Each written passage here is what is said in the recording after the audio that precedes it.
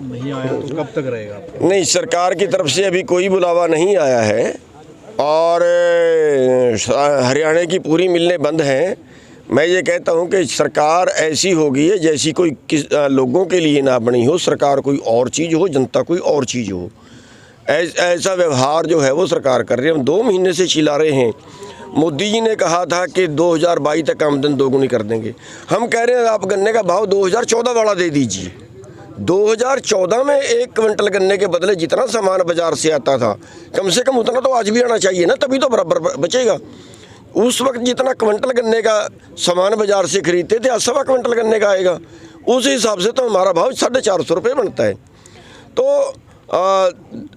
हम बहुत दिनों से जो है वो ज्ञापन दे रहे हैं, प्रदर्शन कर रहे हैं, धरने भी दे लिए, पुतले भी फूंक लिए और ये आखिरी फिर हमारे पास चारा था। और अगर अब भी सरकार नहीं मानती है तो फिर 23 तारीख को किसान प्रतिनिधियों की मीटिंग होगी। एक मिल से 5 आदमियों का प्रतिनिधि मंडल कुरुक्षेत्र में मीटिंग करेगा और फिर अगली रणनीति वहाँ पे बनाएंगे। एक दूसरी यूनियन को बुला रही है सरकार, सर वो ऐसा क्यों कर रही है? आप देखिए, वो तो होता है कि जब कि देखिए हड़ताल हम कर रहे हैं, दूसरी को बुलाने का जो मतलब है वो ये है कि एक पैरेलल खड़ा कर देना और कहीं औना पौना करके समझौता कर लेना। ठीक है, वो दिखा देंगे, देखो हमने किसानों से बुला के तो बात की है। अब किसानों ने वही इतने में किसान मान गए तो हम क्या करें? वो एक चीज़ होती है सरकार की। तो ये सरकार तो षड्यंत्र चलते रहते हैं इनके। लॉस में बता रही है सरकार मिलों को। नहीं, मिलें लॉस में हो सकती हैं, लेकिन हमारी वजह से नहीं है। हमारे गन्ने में चीनी कम नहीं होगी कि उसकी वजह से मिलें लॉस में है। मिलें लॉस में इसलिए हैं कि 10 साल पहले भी चीनी का यही रेट था, आज भी चीनी का वही रेट है। सरकार पाबंदी करे कि 40 से कम कोई शुगर मिल 40 रुपये से कम कोई शुगर मिल बेचेगा नहीं।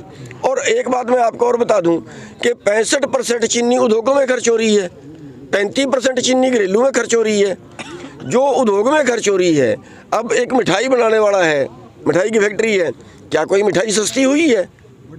जब 45 रुपये चीनी थी 10 साल पहले, तब मिठाई सस्ती थी, आज उससे महंगी है। कोको कोला है, तब कोको कोला सस्ता था, आज महंगा है।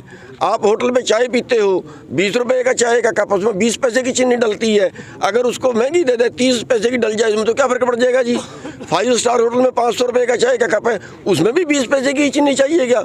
उसकी भी महंगाई बढ़ जाएगी क्या? तो सरकार को अपनी नीतियों में वो करना चाहिए। अब एक 5 स्टार होटल वाला है, उसको 200 रुपये किलो चीनी दो। जब वो लोगों की जेब काट रहा है तो आप उसकी जेब क्यों नहीं काट सकते? किसान के लिए उसकी जेब क्यों नहीं काट सकते? किसान के लिए उसमें स्पेशल टैक्स क्यों नहीं लगा सकते? तो आगे सर कोई आंदोलन दिख सकता है कि अगर सरकार नहीं मानती? हाँ, बिल्कुल हो सकता है, इससे आगे भी हो सकता है। अभी तो सड़कें खाली पड़ी हैं, अभी तो हम अंदर बैठे हुए हैं, किनारे बैठे हुए हैं।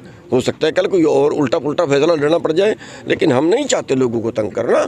अभी तो हम खुद तकलीफ झेल रहे हैं। अभी तो हमने खुद गन्ना रोका हुआ है, हमारा गन्ना जो है अपना नुकसान कर रहे हैं। फिलहाल तो हम अपना कर रहे हैं, अपने ऊपर झेल रहे हैं, लेकिन अगर पानी सिर से ऊपर गया तो फिर सरकार का नुकसान होगा। सर, इससे अलग एक सवाल, देश के नामी गिरामी प्लेयर धरने पर बैठे हैं और बीजेपी के किसान, आप ये बताइए बैठा कौन नहीं है? एक पत्रकारों के सिवा।